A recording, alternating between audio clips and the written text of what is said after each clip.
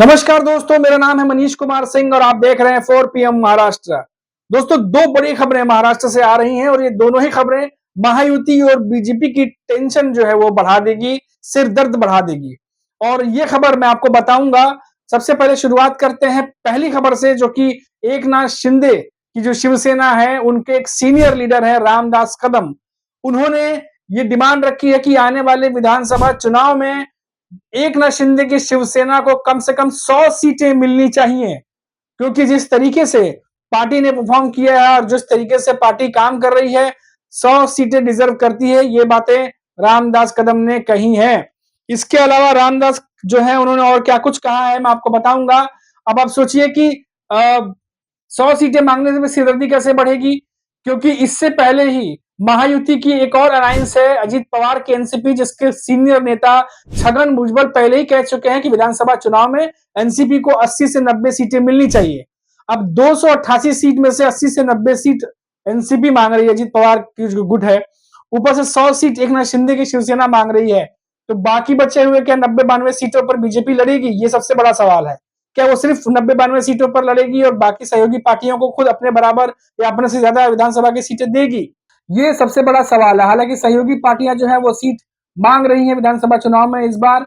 और इसके अलावा रामदास कदम क्या कुछ कह रहे हैं, उन्होंने साफ कहा है कि महाराष्ट्र की राजनीति में लोकसभा इलेक्शन के जो रिजल्ट हुए थे, उसके जो रिजल्ट आए थे, उसकी जिम्मेदार बीजेपी है। क्योंकि अभी मैंने एक इंटरव्यू सुना था जिसमें रामदास कदम ये कह रहे हैं कि जो सीटों का बंटवारा में देरी हुई, उसकी वजह से जो है लोकसभा इलेक्शन में रिजल्ट जो है वो सही नहीं आए। अगर ये 1.5-2 महीने पहले उन्हें पता चल जाता, प्रत्याशियों के नाम मालूम चल जाते, इतनी रस्साकसी खींचाखींची नहीं होती सीटों को लेकर के, तो ग्राउंड लेवल पे काम करने के लिए उन्हें मौका मिलता और ज्यादा से ज्यादा सीट जीतने के लिए उन्हें टाइम मिलता। लेकिन ऐसा कुछ नहीं हुआ। लास्ट मोमेंट पे प्रत्याशियों के नाम घोषित किए गए, जिसके बाद बहुत ज्यादा समय बचा नहीं कि किस तरीके से ग्राउंड लेवल पर काम किया जाए। और नतीजा जो ये रहा कि 15 से 7 सीटें आई।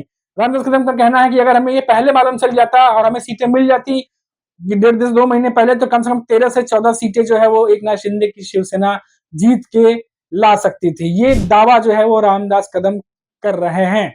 अब आप सोचिए कि इससे पहले खुद एकनाथ शिंदे जो है सीएम महाराष्ट्र के, उन्होंने खुद कहा था कि महाराष्ट्र की राजनीति में जो उनकी एक तरीके से महायुति की जो हार हुई है, उसके जिम्मेदार वो 400 सीटों का नैरेटिव है, जो कि इस बार 400 पार का नारा लगाया गया था, जिससे कि जनता में एक गलत मैसेज गया कि ये संविधान बदलने वाला है, आरक्षण को लेकर बहुत सारी चीजें बदली जाएंगी, जिसको लेकर के जो विपक्ष है उन्होंने इस बात को उठाया और एक गलत नैरेटिव सेट किया। ये एकनाथ शिंदे और बीजेपी के लोग कहते हैं, लेकिन हकीकत तो यही है कि बीजेपी के कुछ नेताओं ने ही पहले ये शुरुआत की थी संविधान बदलने की राजनीति को, जिसको कि विपक्ष ने जो है वो उठा लिया इस मुद्दे को।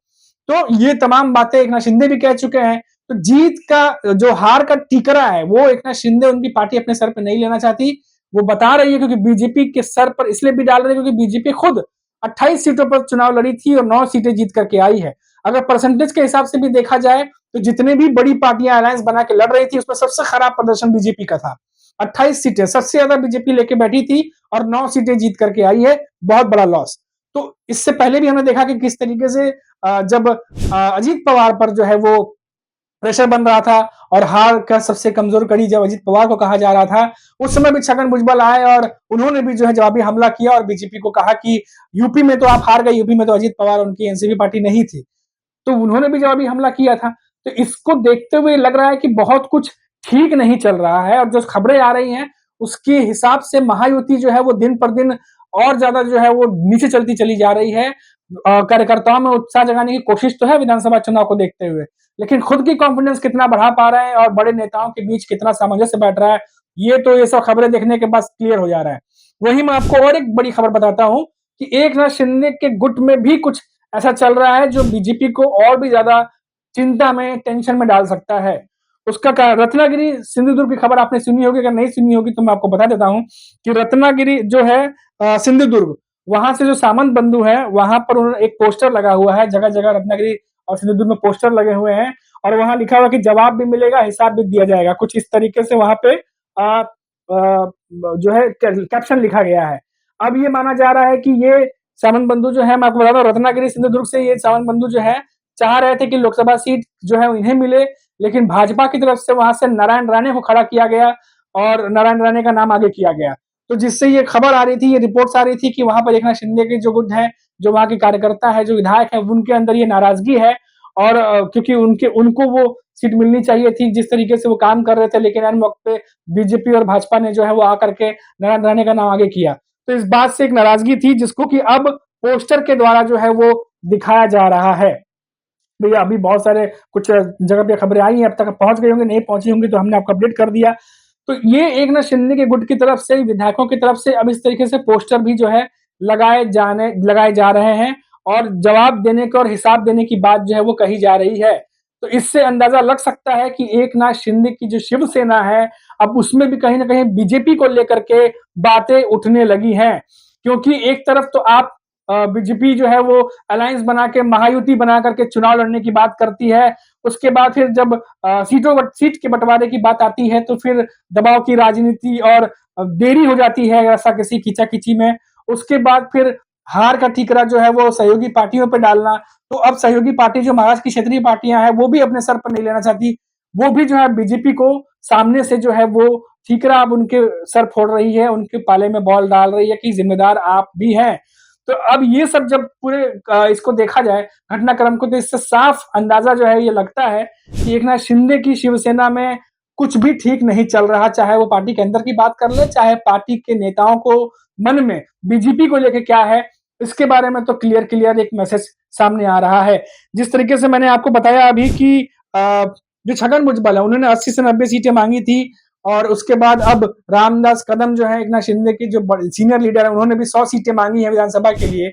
तो अब पहले क्या हुआ था, जब छगन भुजबल ने 80 से 90 सीटें मांगी थी, उस समय देवेंद्र फडणवीस ने यह कहा था कि महाराष्ट्र में बीजेपी एक बहुत बड़ी पार्टी है और ज्यादा सीटों पर जो है वो बीजेपी लड़ेगी, लेकिन इसका फैसला जो है वो चर्चा करके ले लिया जाएगा। लेकिन उन्होंने ये बात जरूर कही थी कि बीजेपी एक बड़ी पार्टी है और ज्यादा सीटों पर बीजेपी लड़ेगी।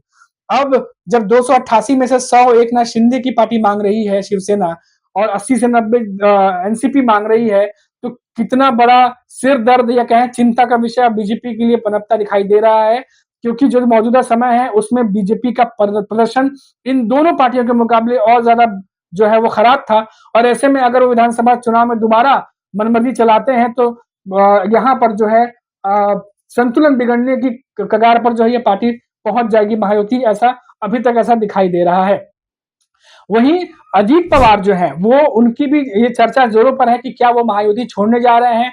उसका कारण ये है कि चलिए एकनाथ शिंदे की जो पार्टी है वो बीजेपी की, एक वैचारिक समानता वहां पे दिखती है कि एकनाथ शिंदे की शिवसेना और बीजेपी के बीच में वैचारिक समानता है, लेकिन जो अजीत पवार की एनसीपी है और जो बीजेपी का गठजोड़ है वो जरा सा डाइसी है, थोड़ा सा अलग तरीके से दिखता है। क्योंकि इससे पहले भी आरएसएस ऑर्गेनाइजर में भी आपने देखा होगा कि किस तरीके से ये बात लिखी गई थी कि जब बहुमत था सरकार बनाने के लिए एकनाथ शिंदे की शिवसेना के साथ, तो फिर अजीत पवार के एनसीपी को साथ क्यों लिया गया, इस चीज को लेकर के ऑर्गेनाइजर में भी जो है वो बात रखी गई थी और अजीत पवार को टारगेट किया गया था। तो इन सब बातों को देखते हुए इतना जरूर साफ लग रहा है कि अजीत पवार के लिए जो है मुश्किलें तो कम नहीं हो रही हैं, लेकिन इतना जरूर है कि आने वाले समय में महायुति, जिसमें बीजेपी, एकनाथ शिंदे की शिवसेना, अजित पवार की एनसीपी, इन तीनों के गठबंधन में जरूर रसाकसी बढ़ने वाली है। और जिस तरीके से अंदरूनी जो नेता हैं, सीनियर लीडर्स हैं, अब जिस तरीके से सामने आकर के बोल रहे हैं, इसको देख करके अब साफ लग रहा है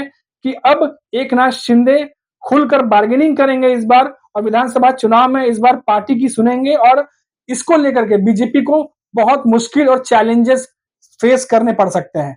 तो दोस्तों अभी के लिए इतना ही, और फिर लौटेंगे तो बात करेंगे महाराष्ट्र से किसी बड़ी खबर पर। तब तक आप देखते रहिए 4 PM महाराष्ट्र। नमस्कार।